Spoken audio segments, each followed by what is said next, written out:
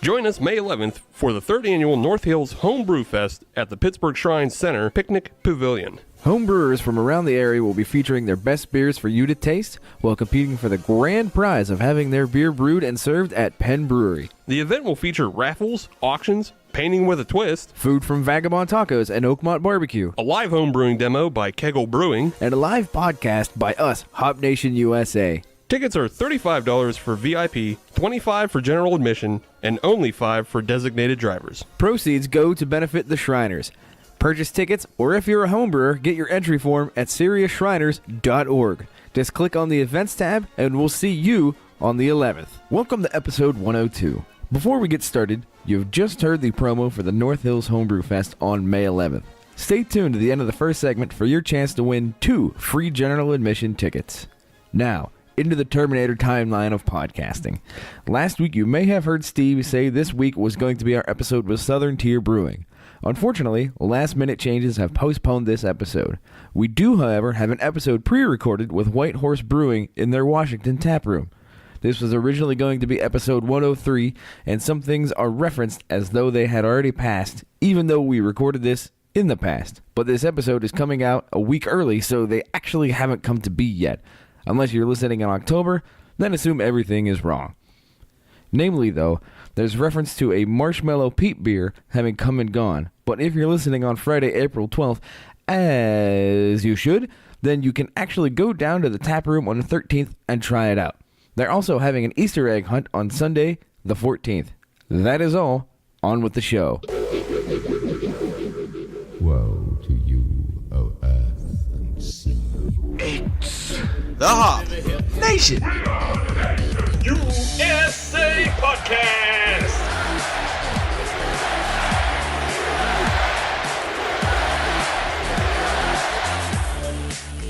Welcome back, Hop Nation. We are here for another fantastic episode of Hop Nation USA. Now, as you can hear in the background, things might be just a little bit different, and that is usually an indication that we are live. And that is correct. We are here at the fabulous Whitehorse Brewing here in, what is this, Cannonsburg? What is Washington? Washington, PA, or as the locals call it, Little Washington. Or at least one person does. That's me. Okay, sure. So we are here at the Whitehorse Brewery. We're here to talk beer. Yeah. So the gentleman that you hear agreeing with me, of course, is Steve. Steve is the man on the boards. He's on the knobs, the ones and the twos. Steve, are you doing well?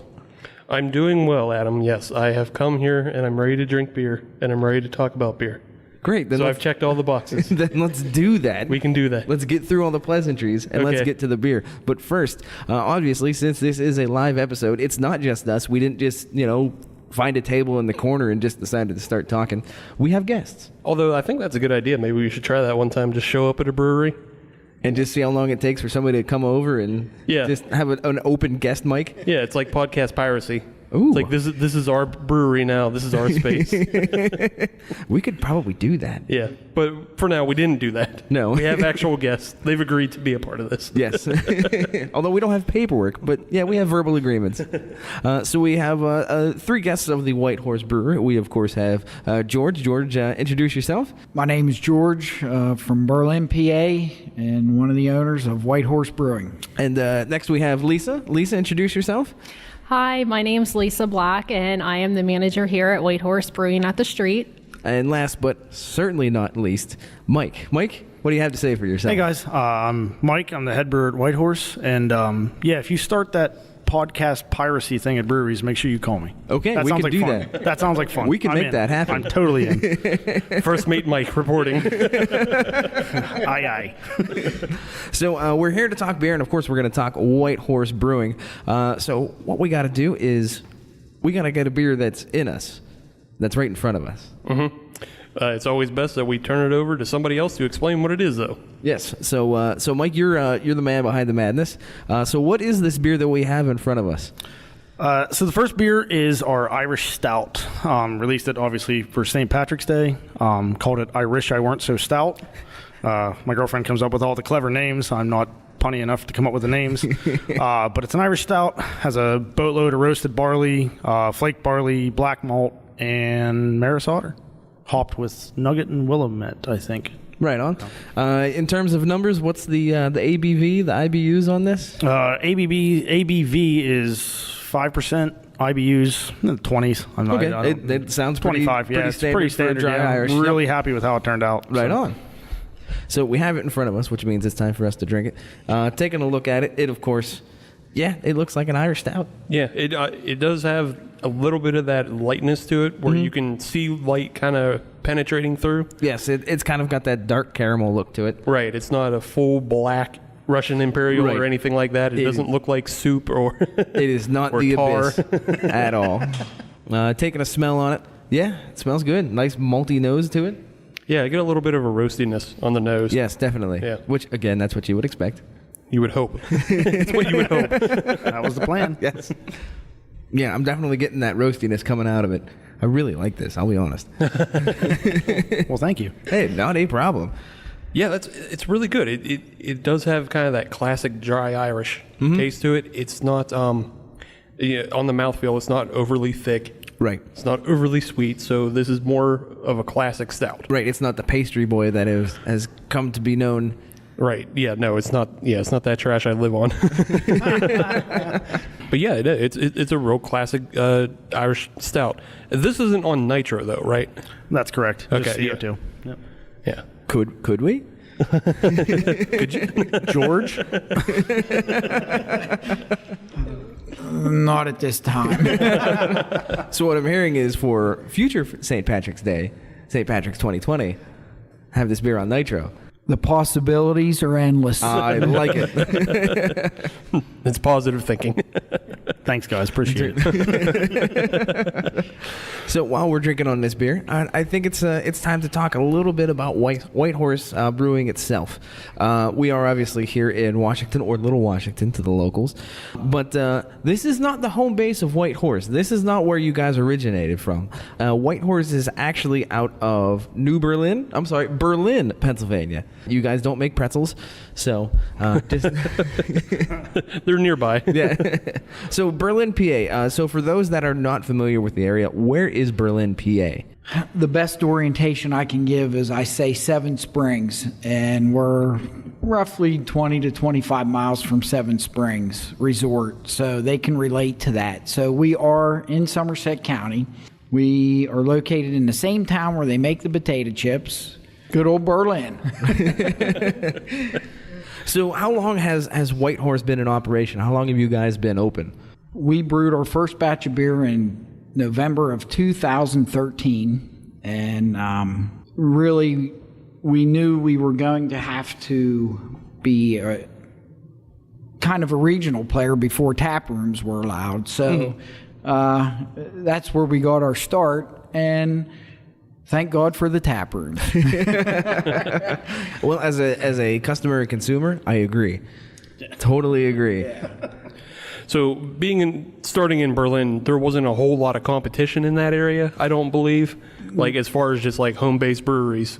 Right. We're still the only micro in Somerset County, and even surrounding counties.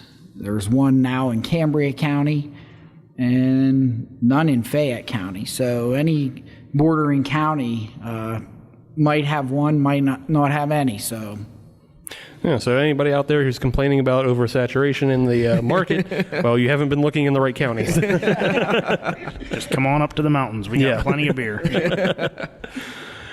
So, yeah, you got your start in Berlin, but now we're here in Washington, and you've opened a tap room right outside the racetrack. And I think it's an obvious question, why this location, and does the racetrack play anything into a pun or a play on the name? Or, I mean, it's Whitehorse Brewing outside the horse track. yes, we, well, it's always a long story. But to make it a little more brief, we wanted to reach out when they allowed the tap room concept. So we weren't sure where to go. And one day, Lisa is from Berlin, and she stopped in at the brewery, and she kind of pitched it to us. And because we honestly had no idea where else we wanted to be or where to go. So we kind of digested that, and she took the reins and connected us to South Point. And I will let her speak here a little about the whole process. I can tell you that when they called and said, hey, we're not going to put you in South Point, we have a better location. And I was like, oh man, we got turned down. I was like, what'd we do wrong?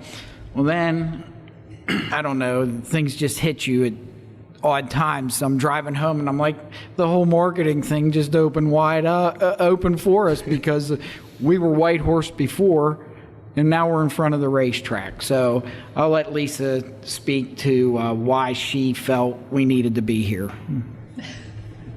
Hey guys, so I'm originally from Berlin, but I've lived up here in Washington County for 11 years now. And I just really love craft beer, and I really thought Whitehorse Brewing would do really well in a second location. And when we actually first started talking about opening up in Washington County, there were no other breweries currently opened at that point. So we did not end up being the first one opened in Washington County, but we're still only the third one in Washington County, or we were the third one in Washington County. Like George had said, it kind of, the opportunity presented itself whenever they wanted to put us down here at this location. We actually had a meeting over at Permanis. I remember sitting over there at that table and talking about this location, and when they came over and showed it to us, they had me when they said we could have the patio. And it just kind of worked out, with being by the racetrack and the horse statue being right out front. So it's a great marketing opportunity for us, I feel. Yeah, and I must say, obviously you can't see the space because this is a podcast. But this is a great little space. I like the atmosphere of it. I like the patio that you guys have going here. This is the kind of place where you could come here for a Saturday afternoon and just sit and just kind of take in the day. I really like the space you guys have going here, and I could definitely see myself coming here and having, more than one. I'll say it that way. So what can people expect from the space? So I see that you have a number of TVs up on the wall, so obviously you have something to watch. But do you have like food here, or what are the number of taps? What are the other amenities other than just being casino adjacent? So what we have to offer here at Whitehorse, we have 12 taps that we have. Currently, 10 of the taps are filled with our beers. One tap is a guest tap, and one tap we save for Arsenal cider. We rotate their cider in for non-beer drinkers. We also have a local wine, and we have local spirits as well. So we make cocktails, and I change the cocktail list based on the season. So currently we're serving our spring cocktails. We also offer peanuts to our customers. Anybody that comes in, they get free peanuts if they want them. And then people are allowed to bring food in here from anywhere. And then we also have Permani Brothers full menu in here. We place your order for you, and Permani's walks the order over to the customer. Hold on. I just want to make absolutely sure that I heard that correctly. I can sit in a brewery and somebody will walk me a Permani sandwich over to me. That is correct. And I pay Permani, we pay Permani's, and you pay us all on one bill. So you don't even have to exchange money with anybody except me. This is a game changer. Just so you know, this is an absolute game changer. I have never heard or seen such a thing, and now I don't know that I'm going to leave. Like at all. A Permani's that you're not stuck drinking Sam Adams or Macro. Right. Wow. Yeah. Yeah, so you guys just going to have to push me out the door, just so you know. That is awesome. We do get a lot of compliments, because when it's an hour wait at their door, and if we have an open table, you can come and order and have your food in 10 minutes. So for whatever reason, We get precedence. That is awesome. That almost sounds like a little local secret kind of thing. You know, it's like, Yeah. like That's a secret passway. Yeah, that secret menu stuff right there is like, oh, if you want your sandwich quicker, go sit down at the brewery. And oh, by the way, have a better beer. Yeah. Get a better beer selection, and, oh, yeah, your sandwich will be there quicker. Are we sure this isn't some sort of Illuminati thing going on here? No. Don't worry about it. So what I'm hearing is I need to stop asking questions. Adam, it's simply sandwiches are a lot easier to make than they are to get people out of their booths. I'm sorry, I'm just excited right now. This is a whole new environment for me, and I don't know how to take it all in. Yeah, and we do. I mean, they even extend their happy hours to us as far as like they have the $1.50 pizza slices. Really? So you can order those. They have a pizza feast on Tuesdays and Thursdays. They extend that special to us as well. So it's a really great relationship that we have with them. That is fantastic. I'm sorry. I know I'm on a podcast, but I'm speechless right now. Well, we're not under operating hours right now at Whitehorse, so That's true. you have to come back later and live out these fantasies. Or I could just wait until they open again. Well, then I'm taking your car. I say they got a concrete floor. I'm fine. As far as like events and other things that are coming up for, this tap room, like what can people look forward to? So I do schedule all different kinds of events that happen here. The second and fourth Thursdays of the month, we have trivia, buzzworthy pub trivia. They come in and it actually gets very packed in here for trivia. So you better come early to get your seat. And we give out gift cards to first and second place for that. And then other events just vary. Like I have been scheduling, I hooked up with a local winery who owns a shuttle because they do a bunch of weddings, Red Fox Winery. And I've been coordinating local beer, wine, and spirits tours in Washington County once a month on the last Saturday of the month. So we visit 4 different places in Washington County, and you buy a ticket and get on the shuttle, and we go to the different places, and we spend an hour at each place. So that's been going well. I also do food pairings, beer and food pairings. I've done a beer and cheese pairing with local cheese company in Washington. That went over very well. I actually have coming up a Girl Scout cookie and beer pairing. At the end of April, I have a donut and beer pairing that I'm doing. It's with Peace, Love, and Little Donuts. So I just love to pair food and beer. We did a bacon and beer pairing. We also have like just different events, like having an adult Easter egg hunt and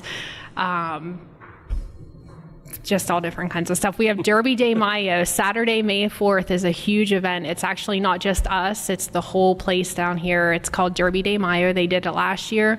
We have a big screen that's out here in the parking lot, and they air the Kentucky Derby and have live music and food trucks, and it's just a great event to come down to, a car show, and that's a huge event down here.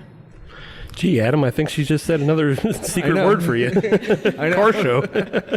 So let me get this straight. I get craft beer. I get Permane sandwiches. I get the horse races.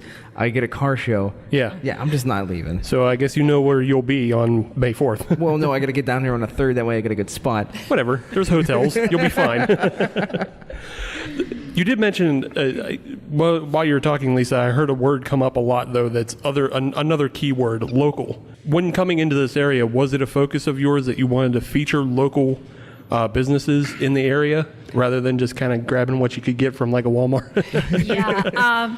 So yeah, I love local. My husband owns his own business, and so does his dad, and he works for his dad as well.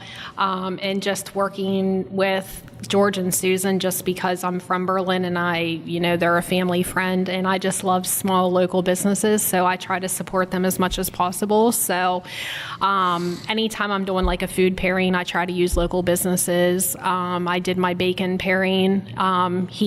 bake bourbon, bacon, and beer across 19 here. Sean's, a local business owner. The cheese shop, she's a local business owner in Washington. My donut, even though Peace, Love, and Little Donuts is a chain, each individual place is owned by an individual person. So, and then the local beer, wine, and spirits store, I'm not going to take people to just any bar because I want to feature the, small local spirits, wines, and breweries. So That's awesome. Yeah, we're just big supporters of small and local business as well. So it's good to hear anytime a brewery also wants to be a part of that. Yes. So with that in mind, I heard you talking about there were some spirits, some distillers that you were involved with. Have you been able to get in? We can talk about this a little bit more in segment 2. But have you been able to get involved with them to do any sort of bourbon barrel aging or anything like that, to be able to use any of their equipment? Mike, you haven't talked for a while. Nope. So that's something we've talked about a lot, kind of just working it into the schedule. But, oh, man, I love big Russian Imperial stouts. So, we're talking Georgian to nitro, so we're going to be talking them into barrels, too, here pretty soon. I like it. Well, if you're talking big Imperial stouts, you're talking Steve's language. Right. So, yeah, if that happens, he'll be here, too. That also goes back to piracy. So, unfortunately, I do have a bit of bad news. At least for me. My beer glass is empty. Mm-hmm. This Irish stout that we had. But the good news is, the reason it's empty is because it was really good. Yeah. You didn't just throw it on the ground. No, no, it was not in a fit of rage. Yeah. Thanks, guys. I appreciate it. But no, it was really good beer, good malty. It had a good roasty finish to it. It was a very classic beer. Yeah, it had a really nice roasty finish that is different than you would get from Guinness, or I know we've talked up believe it's the Breckenridge Dry Irish Nitro. Yes. Yeah, it has a different roasty finish from the two of those, so it does stand out in that way. Mm-hmm. But it also is still very drinkable along the lines of a Guinness. Yeah, I could definitely have more than one. Mm-hmm, for sure. And then they'll bring me my permane sandwich. And then you get your permane sandwich. Then you get to go see your car show. Yeah. Then you get to go watch the horses. And I go home happy. Or you don't go home at all because you just go to the casino and then stay at the hotel. Who knows? The possibilities are endless. Yeah, it's all out there for you. So let's take the world is yours. Let's take a quick break. Uh-huh. Let's come back with segment 2. Yeah. With another beer. Mm-hmm. And then we'll talk beer. Okay. So, Hop Nation, we will be right back. And now your chance to win 2 tickets to the 3rd Annual North Hills Homebrew Fest on May 11th. Just email us the word Shriner to hopnationusa@gmail.com. Entries are open from Friday, April 12th to noon on Friday, April 19th. Winner will be chosen at random and informed by Saturday, April 20th. First Sip Brew Box is a one-of-a-kind subscription service for craft beer lovers based right here in Pittsburgh.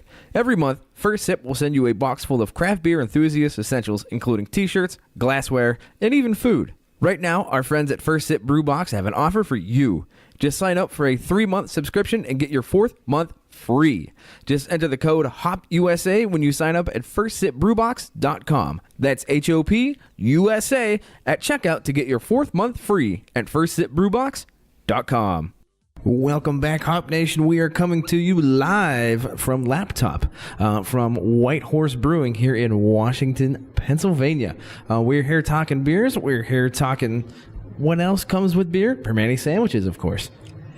Okay, is that your new digital age live on laptop? It is. Okay. Yeah, as compared to live on tape. Yeah, can't live do on that laptop. Anymore? Okay.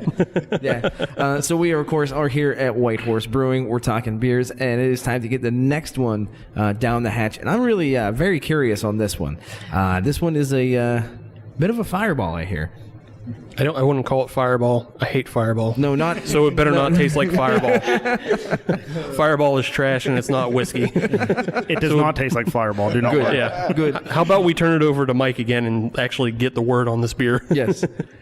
So, this one is an old homebrew recipe. It's kind of the beer that got me addicted to homebrewing, to be honest. It's a raspberry jalapeno wheat. Ooh, okay. A lot of places will do like the mango habanero for the heat and the fruit. The backstory to this one is I saw a jar of Tastefully Simple jam that was raspberry jalapeno. I guess you put it on top of cream cheese or something. I don't know. I don't do that stuff, but I saw the jar. So good. Yeah, it tasted good. Yeah, but so I got the idea for a beer, and we made it for probably 5 or 6 years home brewing. Awesome. Whenever I saw the look of excitement on my friends' faces when the first time they drank it, that's whenever I became addicted to beer and brewing, and mainly brewing. But that was the beer that turned it on for me. That was where you had that show of success. You knew you did it right. You hit it right on the head. The beer has changed a lot over the years, and I'll be honest, I think this is one of the best versions of it. I can't believe how it's scaled up to the large scale. It's 4.2%. It's made with 2-row wheat and a little bit of Munich, hopped with nugget. Just try to get to like the 20 IBU range. Put 70 jalapenos, I think it was. Awesome. We cut them up and threw them in the fermenter, and then we got puree from Oregon Fruits and put 126 pounds of puree in a 5-barrel batch. Oh my! So there's a lot of raspberry. That's why it has the beautiful red color. If you like red colored beer. Oh yes, yes. I quit blabbing on about it and let you guys try it. I'm pretty happy with it. So that is the first thing you notice on this beer. It is a very nice pink color to it. Yes, it's a wheat, but there's a lot of raspberry going on in here. I can already tell. This is back to that flamingos at dusk color that we had mentioned on a previous episode. It's a dark pink, but it's not. It kind of looks like jam in a way. Mm-hmm. Yeah. On the nose, I get a good bit of the jalapeno smell. Well, admittedly, I got a little bit of beer on my nose because I went in a little deep. So that one's on me. But did you smell anything when you go? I did, and it did smell good. Okay. Yeah, I get mostly jalapeno on the nose. Yep. So let's just try this. Yeah, it's definitely got that good jalapeno spice to it. I do like that. But the other thing is it's got that spice, but it's not overbearing. Yeah, the spice isn't overbearing, and also the sweetness from the raspberries isn't overbearing. It's really well balanced. Yeah, it's a good mix, and it's to the point where I think everybody can try it. This is not a like a dare beer, right? I would say. Yeah. Sometimes those mango habaneros or other habaneros, or as we've brewed, the blueberry raspberry Carolina Reaper. Yeah, that was a hate beer. Yeah, that was just like, haha, try it. Can you survive? Maybe.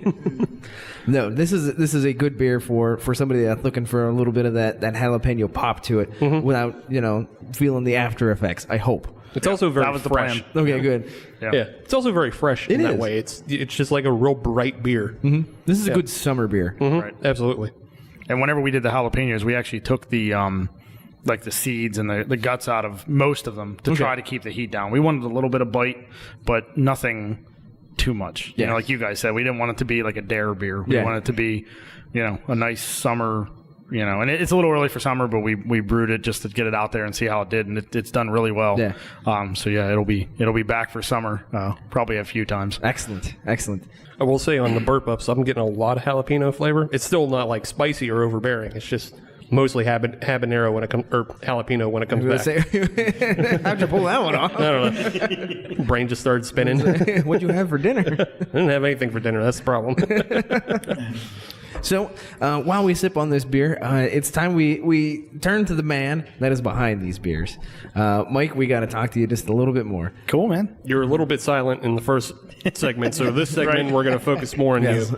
And basically, we're going to start with, you're the newest brewer of Whitehorse. Yes. So how did you get started, and when did you start brewing for Whitehorse? So I started brewing. I've been home brewing for probably 5 or 6 years. I started way back in 2010 and did like 2 or 3 batches with a friend of mine. But he didn't understand that beer had to ferment.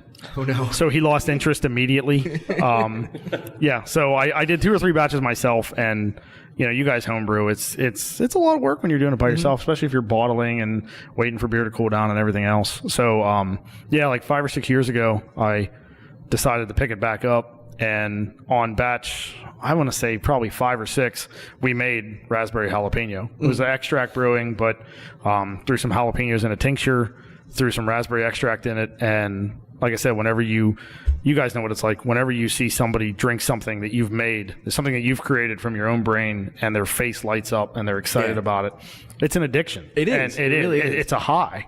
And ever since then, it's been full steam ahead with home brewing, and we've had a lot of success with it. You know, especially with the raspberry jalapeno, but with other beers too. And towards the beginning of last year, middle of last year, we started seriously talking about trying to open a place up where we live in like Somerset area, which isn't far from Berlin, and we're really close with our talks on making that next step. And I met George through some mutual friends, friend of ours that owns a distillery up near us, and met him that way. And he said he was looking for a brewer, and I was looking for a place to brew, and took him some homebrew. And middle of December, we brewed my first batch of beer on this big system. I went from 5 and 10 gallon batches to 5 barrels. That's awesome. That is a heck of a jump. It's scary as shit. Let me just tell you, man, it was terrifying. The first batch, I think, is still on the wall because we were kind of playing with volumes, and instead of making about 160 gallons, we probably made over 200 gallons of it. So we watered down the pale ale a little bit. Being full disclosure, it's still it's a good beer, but it's been a learning process ever since. And the Irish Stout you guys just had was an old homebrew recipe. The raspberry jalapeno was a homebrew recipe, and they scaled up really well. I like to think a lot of it is, right place, right time, but I was also prepared for it. Right. So there's a lot to that, a lot to be said for that. So it's kind of nice that you had that like back playbook that you could bring in for Whitehorse. Absolutely. Yeah. So is there anything in the playbook that you have kind of tagged, like one of these days I'm going to make this beer? One that you've made, in the basement, in the back porch, that when you scale it up, it's just going to be a home run. I feel like you're just lobbing me a softball because, of course, I have those, man. Come Everybody's on. got those. Yeah, everybody's got those. One beer that I do want to make, we have a lot of IPAs coming up, but we made a hoppy stout fairly recently. Right on. Kind of similar to Full Pints Night of Living Stout. Same principle. Okay. But it's hopped with Citra and Simcoe, and I can't believe it worked as well as it did. Will it scale up to 5 or 10 barrels? I don't know, but I can't wait to find out. There's only one way to find out. Exactly, man. So there's a couple other beers like that. Right. The raspberry jalapeno was the real home run, and there's a couple tweaks to be made here and there, but I couldn't be happier with how it turned out. So the Night of the Living Stout is definitely a good bogey to go after. Right. I mean, that's an award-winning beer. Yeah, exactly. So is there anything that Whitehorse didn't offer before you came on board that you've added to the stable?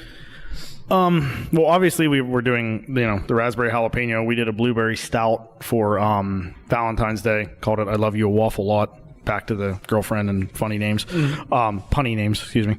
We're doing some more fruit beers. We're going to do a mango wheat coming up here. I think there's always a place for those. There's just a certain demographic that likes, especially in the summertime, likes fruity beers. And at the Berlin taproom, we recently released our first small batch of New England IPA. You got to have one of those, whether we all like them or not. You got to have one. I do enjoy them, but there's a lot of other beer styles as well. We have some other cool stuff coming up. I'd like to bring in some other yeast, maybe do some hefts and stuff like that. Nice. But it's time and place and when it fits in the schedule. So you mentioned a small batch. I understand that you guys are starting up a small batch series. Want to talk about a little bit with that? Is that essentially your playground to see? These are your homebrew recipes, just to see if it hits with the market and things like that. Is that essentially what you guys are going for with the small batch, or how does that operate? That's exactly what it is, to be honest. They're 10-gallon batches. We do 5 gallons in Berlin and then 5 gallons in Washington. It's really is just a way to play around with beer. We're doing, seasonal releases. We did one for the first year anniversary here, like a birthday cake beer. We did a golden ale. It was made like a hazy IPA with like the 13-18 yeast. Mm-hmm. So it kept all the yeast in suspension. But we threw Oreos and cupcake syrup in it. Awesome. Yeah, it tasted like a birthday cake. I thought it really turned out well. It was sweet, but it wasn't like diabetic coma sweet, So that one turned out well. We made a Peeps beer for Easter. We're making a rose and lavender saison for Mother's Day. Ooh. Just fun stuff. But it's also, I want to use it as a kind of to see how some of, like, those are kind of beers I probably wouldn't scale up. I mean, nobody wants to drink 150 gallons of a beer with Peeps in it. Come on. But for 10 gallons, Disagree. it's fun. Yeah. I stand corrected. But some of it too, I would like the hazy IPA, or I want to try like a Citra heavy pale ale and stuff like that. So I want to see how they sell, and it's a great way to scale them up to 5 and then 10 barrels, because we do have a big system at Whitehorse, so Right. we can make a boatload of beer, man. So you've talked a lot about the hits, but everybody's got a miss. Do you have a miss that comes to mind that you thought was really good, but that it kind of came out and it just didn't work? A couple, but the first one was a chocolate and Zatarain seasoning. You ever see like the pepper? Yeah. I thought like chocolate pepper. I tried it on like a Hershey bar. I was like, that's not terrible. That sounds should be interesting.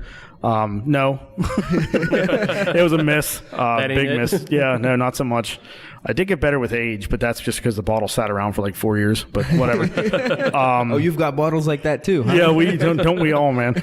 And I did a cherry wheat. It was the same wheat base as the raspberry, but it ended up tasting like cough medicine, like that old school cough medicine. Like, it was a shame to dump 5 gallons of it, but it would have been even a bigger shame to serve it to anybody. Right. So, but yeah, luckily we haven't had any misses at Whitehorse yet. I'm a little more cautious with those, even though. We have a Vienna Lager on tap, and that was the second beer we made, right, George? I think that's right. Yes, that's right. And I always wanted to make a Vienna Lager at home, never had the chance to. So, second beer at Whitehorse, I figured, why not? Why not? Let's see what 150 gallons of it tastes like. And it turned out, I couldn't have been happier with how it turned out. So it's been I'm sure we'll have a miss here at some point at Whitehorse, but so far so good. Don't talk like that. No jinxes. Yeah, right. So, just jumping back a little bit, Whitehorse has been open longer than you've been brewing. Have you done anything with the classic playbook? Because I know if we jump back to episode 10 of Hop Nation USA. It was definitely in the first handful. Yeah, it was episode 10, I believe, that we had the Whitehorse Red Rebellion. And I know we really enjoyed that beer. So is it like, have you done anything classics like that? Is that one still around? That one's still on the recipe list. George and his wife Susan and the other owners of Whitehorse have been nice enough to say, here are the beers, run with them. You can change what you like to change, except for the honey lager. That's their number one seller. And he told me if I tried to change that, he'd throw me out. So I haven't. No, Yeah. I'm not throwing him anywhere. He's making a lot of good beer. But so yeah, we haven't touched the honey lager. But I have tweaked some of the other recipes. I think that's why this has been is so much fun. I'm not going in to make somebody else's recipes. I'm able to tweak them, and if they're good beers, like we have a smoke black lager that they were making before that I really enjoyed. And not that I didn't enjoy the other beers, it's fun to put your take on them. Right. You know what I mean? And I think that's what this stuff is all about. What can you bring to the table? What can you what hops do you want to use, or what malt do you want to use, or whatever. So that's why it's been a lot of fun for me, especially because we're still making the classic styles and sticking to the classic beers that they had and sticking to the names and stuff, but tweaking them is always cool. And I think at least I hope so, that the response to the tweaks has been pretty positive. So. I think just the fact that the tap room is now open in Washington, you get the ability to give a first impression for a lot of people who didn't get a first impression with Whitehorse before. That's right. So yeah, absolutely. I think that's kind of cool. Because I can definitely attest to the fact that Berlin is a fine town, but it would take a while to get down there, I'll admit. It takes about an hour and a half from here. Right. I'd say, or so, right, George? Yes, it's an hour and a half. All of my family lives back there, and I have not been back home since September. So this location certainly does give you that next level of accessibility to the greater Pittsburgh market, and that definitely has to help things out. So we'll switch gears a little bit here to Lisa and George. We'll move over to the I'll say outside the brewery a little bit, outside the tanks. So for you guys, your favorite styles, what is there anything in particular that you guys like to be looking for? Obviously, you have the honey lager, which is the cornerstone. But is there anything else that you guys would like to see on tap, or would like to go in a direction of anything like that? When I first started talking to Mike, I see the question of working in beer. Well, as with a lot of us, it goes back to probably when I was 14 or 15 years old. We'll censor that to say 21. Right. No, laws were different back then. It's fine. Right. The 80s were a great decade. But, I got into craft beer through Sam Adams. And, I would try different styles, and I liked them all. It's just like, wow, this is flavor. And do I gravitate towards one? Some of these new beers I can't even pronounce or know their origins, where it came from. So it's always interesting to learn the different styles. But I like lagers. I'm a malty guy. But I tell you, the more with this dry hopping and everything that my taste is not gravitating towards IPAs, but I can enjoy them. Mm-hmm. I mean, I can remember years ago when the small craft micro concept was starting, you'd go to a place and you'd get a headache, and it kind of turned me off. Well, then that's when Sam Adams came on, and it's like, wow, this can be something. So, again, I gravitated towards the maltiness. I guess I like lagers. Well, I can certainly appreciate that. I'm a lagerhead myself, so I'm with you on that one. Lisa, any styles that you prefer, gravitate towards? So I tend to gravitate towards IPAs, stouts, brown ales. I really do like one of the beers that we make that we haven't had for a while, the Old Bakery Ale. That's one of my favorites here. It's made with burnt sugar. Oh, okay. It's higher in IBUs too, a little bit. I think it had 42 IBUs in it. So, I gravitate towards the beers that have the higher IBUs and the darker beers and the IPAs and things like that. When I travel and go visit different breweries and things like that, obviously I get a flight and try different beers, but I usually do, like if they have small batch beers, I usually get those and try those, or anything that sounds interesting. I was just in Charlotte last week and I had a real interesting, it was a strawberry rhubarb peanut butter and jelly beer. What? Yes. It was a small batch, but I got it in my flight because I had to try it. Yeah. So, I really love the small batch series that we're doing because I love to try new, interesting, different beers. So, anything that's new, interesting, sounds weird, or IPAs, stouts, brown ales. That's what I like. Right on. I like the idea of pilot series and small batches at breweries as well, because it just keeps things moving, keeps the taps rotating. Mm-hmm. It gives you something to come see. It's a spectacle every week, right. Really.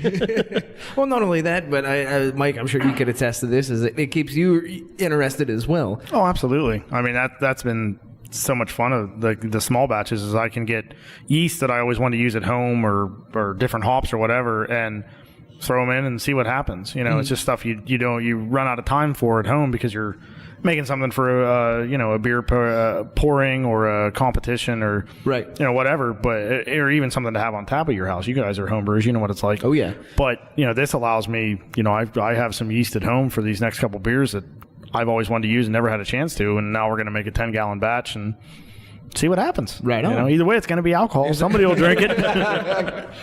That's the one thing you learn about homebrewing, is you'll never make something so bad you can't drink it. Right. There are 7 billion people on this planet. There has to be at least one that will enjoy it. You have to really actually do it bad. Like mess it up and infect it and really ruin it to make it undrinkable. Cool. Lisa and George, do you guys have any homebrewing experience, or is it just simply a love for craft beer? So, no, I have no homebrewing experience whatsoever. I just, over the years, probably, I don't know how many years it's been now. 3 to 5 years, I just started getting into craft beer and just acquired a taste for it. I've been out to places with friends, family, whatever, and I go directly to see what they have on tap. And if there is no craft beer or anything local, I drink water.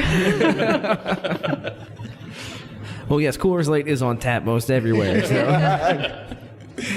As far as goes for me, well, all I can say is I went from Sam Adams to my nephew and my son coming home from college and say, we want a homebrew. And I'm like, okay, I don't have time to learn it, so it's up to you guys. And I said, but I only have one stipulation, and we're going to all grain right away. Because I said, if we're gonna do this, I want to do it because I'm a big history guy. So you think back to the early days of the America and how they did things, and they knew what malt was, but not in a bag. Right. And I can make tea and do all that. I said, I want you to know what's going on. And so yeah, my nephew always said, I remember you dropping the finger on enter when we ordered the whole brew kettle setup, and he just couldn't believe it. But that's my experience, and I get a real charge out of. It's like Mike said, you're making something that you're gonna make a lot of people happy with, and it's just fun, and it's fun to see Mike's passion and his knowledge. And I'm a tank cleaner, and I dump the grain in the grain mill, and I'm okay with that. And I ask questions, and I say, why do you do this? Why do you do that? And that's what makes it fun, though. And I like to learn. But yeah, so that's my experience. Right on. Yeah, I mean that's a good philosophy, really. Just making beer for fun, not trying to follow trends or chase anything. Just like do it to make people happy. Yeah, 12 ounces at a time. Yeah. So speaking of making people happy, I'm going to come back to this raspberry jalapeno wheat. Yes, this is really good. That's a good segue because yes, this beer does make me happy as well. Yeah. Once again, my glass is empty. I did this to myself, and I'm okay with that. Yeah, it's such a really fresh and it's a summer drinker. It is. It's not overly sweet and it's not overly spicy. Anybody can enjoy that. I feel like that's, and being that's only, you said it was like 4.2? Yeah, 4.2. Yeah, so that's numbers upon numbers upon numbers. Yeah. Tailgating the Meadows, I guess you could do. Sure, I guess you could do that. I'm so in for that. Let's go, guys. But yeah, this is a very versatile beer on a hot summer day. I can't think of a situation, legalities aside, where you couldn't drink this during the hot summer day. I think this would just be a fantastic, just anytime beer. Even on the back porch on a late evening, just watching the sun go down. I think this would be a great beer for that. And I think it would just fit perfectly with a good sunset. Usually you say grass cutter and not go so soft, but all right. No, I'll be perfectly honest, I don't think this is a grass cutter. Really? I don't think it is. Huh. Yeah. You said it was good for anything, and then it's not a grass cutter, though. It's good for a grass cutter. I don't think it's great for a grass cutter. Whatever. I don't know your weird ranking system inside your head. Neither do I. What I do know is it is time to take a break. So let's take a quick time out, and we'll be back with segment 3 here on the Hop Nation USA podcast. We'll be right back.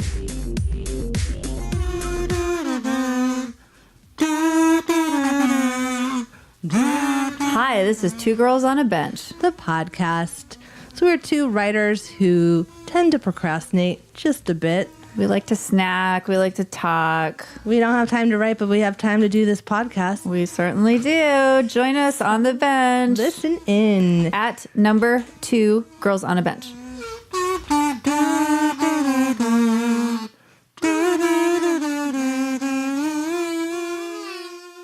Hop Nation, we're coming right back at you, and we're coming at you from the Whitehorse Brewery here in Washington, Pennsylvania. So it's time to talk beer. We've had ourselves a fine stout. We've had ourselves a fine raspberry jalapeno wheat. And now it's time for Steve to get what he wants. More so than what I want, I'll admit. But it's what the people want, so that's what the people are going to get. It is time to talk IPAs. Yes, it is.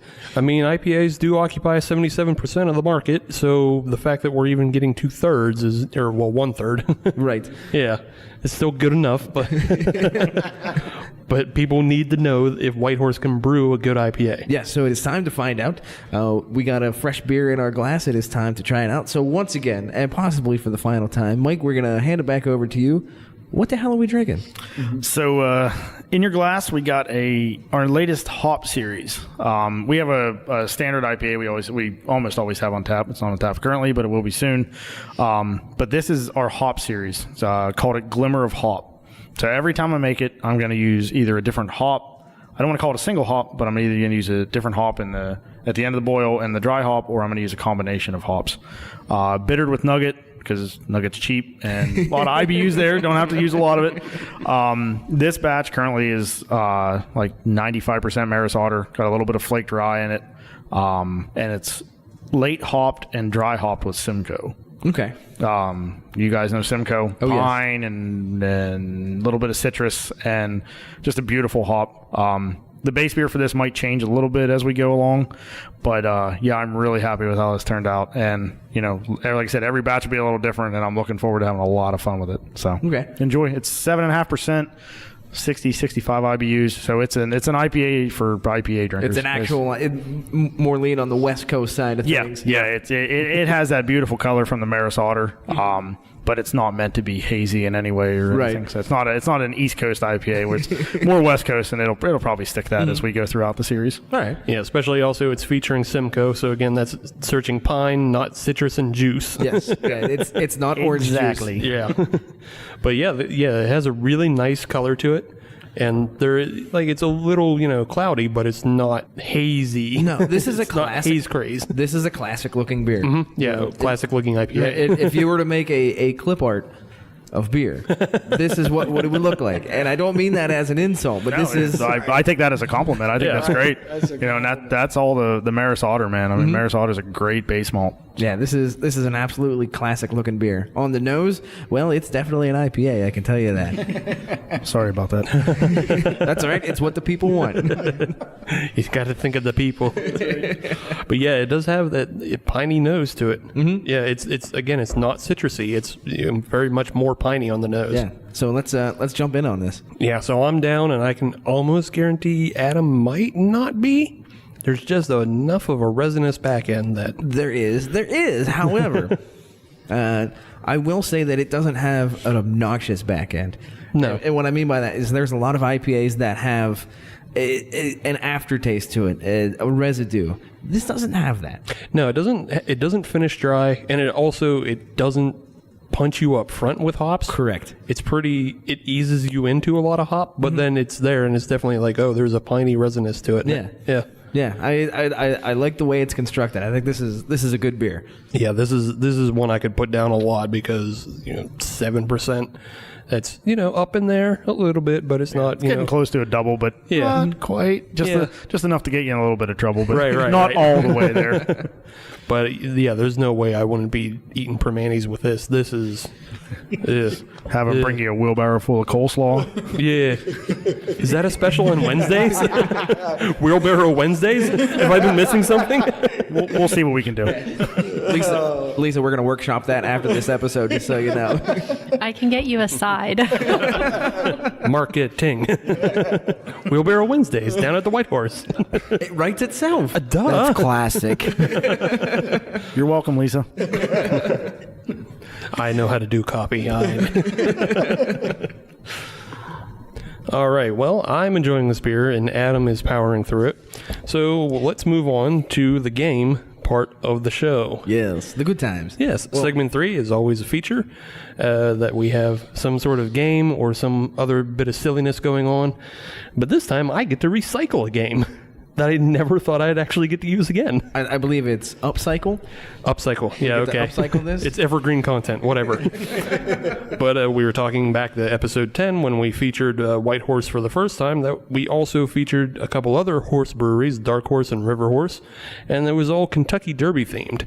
Well, now that we're at Whitehorse for the first time, Right. I get to recycle this game. Because we are at Whitehorse, and we are, of course, right next to the horse racing track. That's right. The Meadows. And the Derby's coming up in a couple weeks. Yes. So I get to bring back, is it a horse or is it a beer or is it both? Let's find out. You got to be much more musical than that. No, I don't feel like it. Full disclosure, if there's any good racehorse names, I'm going to use them for beer names. Okay. Perfectly fine. I don't care what you do. You take it up with the horse owners. I ain't in charge. But how this game works is we're going to go around the table, and it'll be Adam, Lisa, George, and Mike all competing against each other. I will give you a name, and you have to tell me, is the name of a racehorse the name of a beer, or is it possibly both? Okay. To try to narrow the scope a little bit, because horse names are all over the place, I tried to keep it to racetrack record holders for the Meadows. Oh, okay. And possible Derby contenders. Okay. Yes. All right. So there's your narrow scope. Not that it will actually help that much anyway. No, 0%. This was for my own sanity. Not at all. Yeah. This was for my own sanity, so I didn't have to cross-reference everything. So with that, who would like to go first? We can start with Mike or we can start with Adam. I say we start with Mike because he's the guest. I'm good with that. And we'll go around. All right, Mike. So tell me, is it a horse, is it a beer, or is it both? Some like it hot brown. Hopefully that's a beer name. Is that what you want to stick with? You're questioning my answer, but yes. Okay, you're wrong. Crap. So the way this will work is I will go around to the next person, being that you still have two choices. George, at this point, you have the choice between is it a horse or is it both? And if you can get it, I'll give you the point. Both. And unfortunately, you're also wrong. Really? Yes, some like it hot brown. Guess now. Wow. No. So some like it hot brown is a horse, and it's in Derby contention. Really? Yeah. I looked cross-referencing on Untappd. There are a lot of beers named Some Like It Hot, but none of them are brown ales, and none of them are Some Like It Hot brown. Oh. So it's only a horse. All right then. Yeah. I never would have thought that. Well, there you go. That's how it works. So does that mean we need a raspberry jalapeno brown ale now? You can try that. Sounds really weird. Small batch. You can maybe do that with a Scotch bonnet. You could, separate your peppers. I'm in. I'm totally in. All right, George, I'm going to come to you. We're going to start with the second one. Santa Fe Beach Boy. Santa Fe Beach Boy, is that a horse or is it both? Let's find out. Both. Okay, well, that's incorrect. Lisa, is it a horse or is it a beer? A beer. That is incorrect as well. We are really bad at this. So Santa Fe Beach Boy is actually a horse, and it is the 4 furlong record holder at the Meadows track. I had no idea that was a record. Yeah. I don't know. They have a bunch of records for things. All right. Racing forms are actually really hard to read, so I could... but that's it. All right, Lisa, this is yours. My name is Citrus Maximus. Is that a horse, a beer, or both? Both. That is incorrect. Adam. I'm going to say it's a beer. Adam gets a point. Yes. My name is Citrus Maximus, is brewed by the River Horse Brewing Company out of New Jersey. Neat. Yeah, neat. There you go. I actually didn't know that. I know. That's why I said it, so you and everybody else at home can learn. I just took a flyer on it, I will admit. All right, Adam, this one's yours. Okay. Tardy McFly. Tardy McFly. You know what? I'm going to go with horse. Final answer. Lock it in. That is incorrect. Oh. Mike. Beer or both? I want to say both, but I'm going to say beer. And Mike gets a point. Yay. Tardy McFly is a sour from the Whitehorse Brewery in Geneva, New York. Oh. Yeah. I didn't know that. That's why I gave it to you, because it's a sour. I figured you knew all the sours in the world. I got to admit, you get a good deep dive on these. Yeah. Nice. All right, Mike. Yours is Bourbon War. It's like a play on the word of Whiskey Rebellion, something Washington County is known for. Oh. I'm going to go with what I hope the answer is. Both. I'm sorry, it's not. Beer or horse, George? Horse. And George gets a point. Nice. The Bourbon War is a horse up for contention for the Derby. Well, okay. Yeah. I just included that one because of the Whiskey Rebellion connection. That makes sense. Yeah. It just made me chuckle to myself. And soon to be a beer from Whitehorse, because that's a really cool name. There you go. Also, you can connect it to the Whiskey Rebellion. There you go. Nailed it. I'm giving you things. All right, George. Pure Country. I have to stick with both. It just seems to work. Unfortunately, that's incorrect. Can I phone a friend? I'm going to have to go with horse. And Lisa gets a point. Isn't that also a channel on XM Sirius? Could be. I don't know. I don't have that. Oh, all right. I think it is. It's a movie. How rich do you think? All right. I didn't know. How rich do you think I am? I can't afford satellite radio. But yes, Pure Country is a horse. It is the 2 furlong record holder at the Meadows Racetrack. I had no idea. No, of course not. But there you go. There's information for everybody. All right, Lisa. Yours is Mucho Gusto. I'm going to go with both. And Lisa pulls ahead with 2 points. Nice. Nailed it. Mucho Gusto is a Derby contention horse. It is also a beer brewed by the Merrimack Brewing Company. It is also a cider from Cigar City. Oh, all right. Well, shouldn't that be worth like double points? 1.5 maybe. Yeah. Yeah, Cigar City has a cider and meadery. So I didn't know that. I don't think it comes anywhere outside of Florida. Yeah, interesting. Should we be betting money on these horses that you're naming? No. None of these horses are actually way up in the contention. So, yeah, I don't think so. All right, Adam, moving to you. Yes, let's make this happen. Scary Jesus Rockstar. So that, you know what? I think it is just a beer because I couldn't imagine somebody actually naming a horse that. So I'm going to stick with just beer. You got it. Really? Yep. Nice. Scary Jesus Rockstar as brewed by Dark Horse Brewing. Oh, Yeah. Dark Horse. They're out of Michigan, aren't they? They are. Right on. There you go. And we come to Mike for our final one. Mike, Tennessee Tornado. That sounds like a horse. Sounds like a horse, doesn't it? Yeah. But that's incorrect. George? Huh. I know, right? I'm going to stick with both. Nope. Really? Oh, man. How is that not the name of a horse? You would think. I know. I did some Google searching and I couldn't find it. So what was the full name of that? Tennessee Tornado. Tennessee Tornado. It is simply a beer brewed by the Evil Horse Brewing Company out of Illinois. Yeah. That's crazy. What kind of beer do you know? Oh, I didn't write that down. That's okay. I think it was a pale ale, but yeah, you can find it on Untapped. So that sounds like the kind of beer that needs to be barrel aged in some Tennessee whiskey barrels. You would think, and you know what? It actually might have been. Oh, really? I think that's one of the reasons why I picked it because it was a barrel aged Belgian. That's what it was. Aha, Yeah. okay. Yep. There, half point for you, Adam, for getting barrel. Unfortunately, you round down for me. So Yes. So at the end of Is It a Horse, Is It a Beer, or Is It Both? We have Mike and George with 1 point and Lisa and Adam with 2 points. So it's time for the tiebreaker. I didn't have one. I figured doing 9 it wouldn't come to that.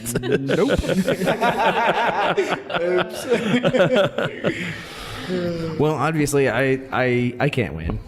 Yeah, So no. I will acquiesce the victory. So congratulations, Lisa, Thank you. the grand champion.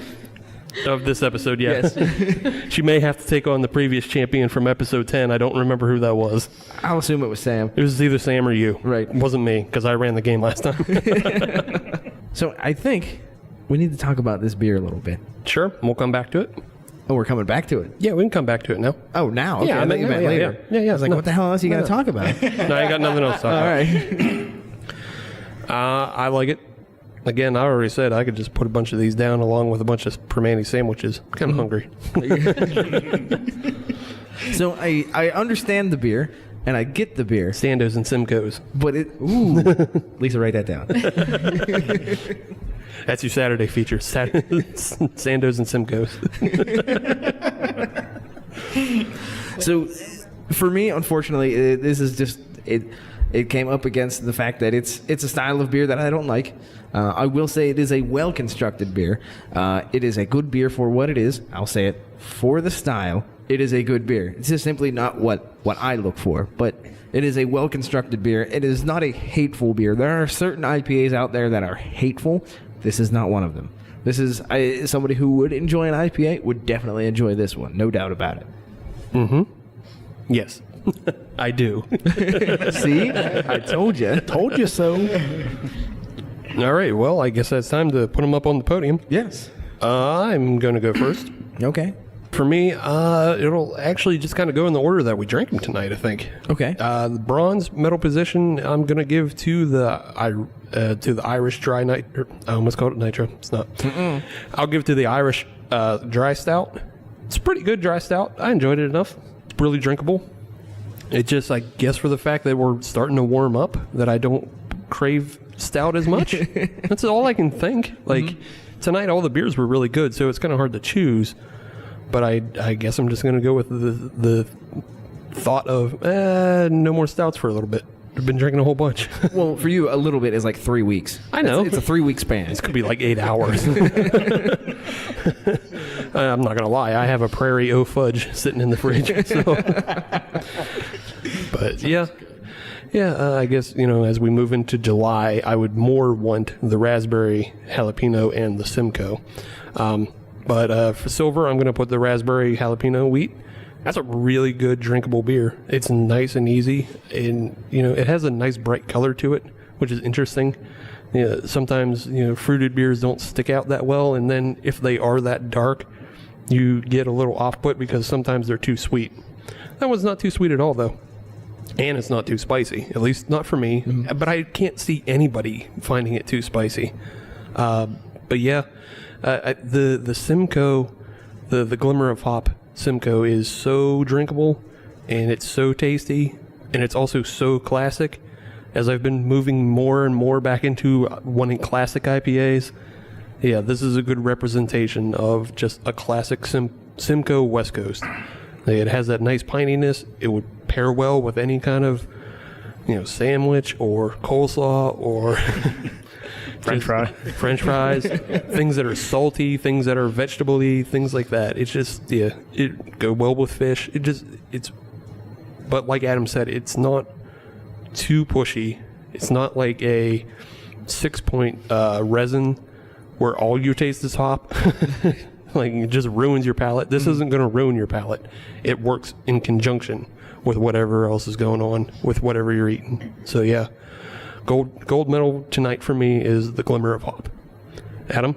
So I'm going to go the exact opposite of what you said with the Glimmer of Hop. I'm going to put that in the bronze medal position, and that is simply because it's not a style that I enjoy. That's the only reason. It is a well-constructed beer, and those that enjoy the IPA styles would like this beer. I'm just not one of those people. So it kind of got relegated to bronze simply because it is what it is. Into the silver medal position, I am going to put that dry Irish stout. I really like that beer. I thought it was a well-crafted beer. It had that good roastiness to it. I could drink more than one, no doubt. Although I will say, if we had it on nitro, that'd be cool too. Sure would be cool if you okay. But no, even on the CO2, it is a good beer in and of itself. So that would only be, I would say, I can't even say improvement because that's not the right word for it. But it would just be a twist on it. That's all it would be. But the way it is now is a good beer. I like it. I can definitely drink more than one. And when I come back again, I probably will. Unfortunately, for those two beers, it came up across that raspberry jalapeno wheat, which far and away took the gold medal for me. Like Steve said, we're coming into the summer months, and that beer is absolutely perfect for a nice spring day, a good summer day, where you just want to be outside doing anything.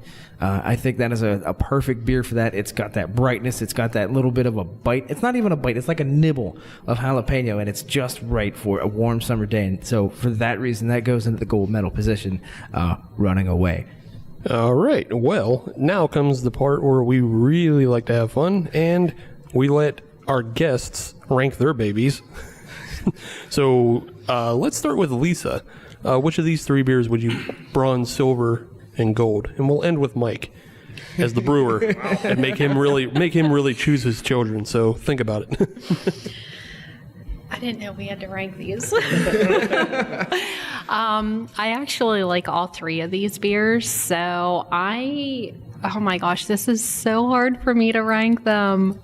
I'm actually going to have to rank, even though I love IPAs, I'm going to have to rank it in the bronze position only because I'm a small person. So when I go and drink beers, I have to look at the ABV on beers. So just because it's a little higher in ABV, that's the only reason I'm going to rank it in the bronze position, but I love it. In the silver position, I'm going to rank the raspberry jalapeno wheat. I love it. I don't have anything bad to say about it. The only thing, I don't know. I love the color of it, and it doesn't have that bite. When you actually smell the raspberry jalapeno wheat, you smell the jalapenos, and a lot of people are afraid of that. And I always tell people, just try it. It's not, the smell and the taste are completely different on that raspberry jalapeno wheat from what you're going to get. And then in the silver position, I'm going to have to say the Irish Stout, just because I love the darker beers and the brown ales. I don't care if it's summer. I will drink a stout in the summer. I love the darker beers. I love the Irish Stout. It's probably my favorite stout that we have. All right, George, go on ahead. Okay, well, I don't want to sound like I have a problem, but again, it's hard for me to rank these beers as well. Obviously, they're all different, and I think what makes it so difficult is because I can taste so much in each beer, and I enjoy that. So I would probably... The bronze for me would be the Simcoe. I'm getting into the IPAs, and I've told Mike that. So that it's really bringing me around. And then the Irish Stout, and then the raspberry jalapeno, because that beer just, to me, I pick up, I'm glad it's not hot, but I still get the whole idea of the jalapeno, but then I can really get the raspberry that probably dampens there's no perceived heat in that beer for me, but it's not overpowering like eating a bag of Snyder's jalapeno chips. And I want another taste, and I just really enjoy that beer, so that's my gold. You can definitely tell they're from Berlin. They name drop Snyder's rather than any other brand. All right, Mike, go on ahead. So, for me, especially being so new into this large batch brewing, and, a head brewer at a brewery, I couldn't be happier with these 3 beers, and I'm glad we had them all on tap when you guys showed up. So I love IPAs and stouts. If it were up to me, half of our board would be IPAs and the other half would be stouts and porters. I know, right? I love those styles. I mean, I love all styles, but those are the 2 that I seem to gravitate towards. So I'm going to give the silver and bronze for me. It could go either way. Simcoe and Irish Stout. If you make me pick, I'm going to put the Simcoe in bronze because I think that beer needs a little bit of work for what I want that hop series to be as far as the malts go. And that's just me being my own worst critic, as we have to be. We'll put the Irish Stout in the silver position. I love that beer. I couldn't be happier with how it turned out and how it's scaled up, for that matter. And even though I don't drink a ton of the raspberry jalapeno, and I never drank a ton of it at home, it's not that I don't like it. I just always ended up giving it to all of my friends. I'm going to give that beer the gold because if it weren't for that beer, I wouldn't be at Whitehorse. I wouldn't be the head brewer at a brewery. That's the homebrew beer that got me addicted to this whole hobby. And now, I don't want to say profession. It's still just a great experience. And the raspberry jalapeno is that beer. It always is, and it always will be. So right on. Going for the raspberry. Right on. Well, let's continue around, and we'll go back to Lisa and just give us any kind of final plugs for events coming up, social media, however people can find Whitehorse and this tap room down here in Washington and the brewery out in Berlin. So we have a website. It's www.whbrewing.com, and our Berlin and Washington locations are both on there. You can find our current tap list, events. I know I'm still working on posting mine at this location on there. You can find out about us on there. Facebook, Washington is Whitehorse Brewing at the Streets, and the Berlin location is Whitehorse Brewing LLC. And then Washington is also on Twitter and Instagram. Our Instagram is Whitehorse Brewing _at_ the street, and Twitter is just at Brew at the Street. You can find us on there. So any events that we have, you can find, I would look on Facebook first if you have Facebook, and then, reference our website after that. We heard tales of some sort of puppy and pints as well. Yes. So like I said, we have this relationship with Permani Brothers. So we are coordinating together, and starting on Wednesday, May 8th, we are going to have puppy pint nights. And it's going to be every Wednesday until the end of August. And it's 5 p.m. to 9 p.m. You can bring your fur baby, and our brewery will actually be open to bring your dog inside that night, as well as our patio and out front. And actually, our patio is open to dogs anytime it's open, so you can bring your dog anytime. We'll have specials at Permani's as well. They'll have specials, and then we're going to have like a non-profit and vendors and things set up that night as well. That, for instance, Pet Search or like a dog trainer and things like that on Wednesday nights. Do you by chance have any dogs for rent for the evening that you could use for those of us that don't own a dog but absolutely love dogs? I'm sure I could find you one, yes. I cannot loan mine out, but... Just asking for a friend, that's all. All right. Well, if you want to find us on social media, all you have to do is search Hop Nation USA, and that'll get you Twitter, Instagram, and Facebook. And if you want to listen to brand new episodes of the Hop Nation USA podcast every Friday, as you should, then just search Hop Nation USA on your favorite podcatcher, like Podbean, Stitcher, Google Podcasts, Apple Podcasts, and Spotify. And if you're on Apple Podcasts, leave us a 5-star review, because we are a 6-star show, but they only let us use 5. And that's a bigger crime than Permani's not having a wheelbarrow Wednesday. Yeah. But I just want to thank Lisa, Grant, and Mike for having us down here at Whitehorse. I had a good time. I had some good beer. I suggest everybody come down, especially now that you know that Permani's is on the menu. Yes. And so are dogs on certain Wednesdays. And well, the dogs aren't on the menu. That's a whole other situation. I don't know. I misunderstood. But no, I would like to thank all of you for letting us come down here and talk with you guys. You guys have a really great space. I really like your beers. And don't be surprised if you see me down here soon. Word. Yeah. Word. If you have any final thoughts, now's the time. Just thank you so much for providing us with this opportunity and coming here and speaking with us. Also, I had mentioned on a break in September, we are going to be doing a big homebrew competition on Saturday, September 7th. So look on our Facebook page for details for that to come. Right on. Yeah, you'll definitely see us at least down here for that. So Right. It just depends on what side of the table we'll be on. right, all sides. We'll work in shifts. Yeah, just got to find somebody to pour for us, and then we can drink, and then it's all how it works. All right, well, Adam, do you have anything? No, I'm good. All right, well, thanks again to Whitehorse Brewing, and we'll see you next week.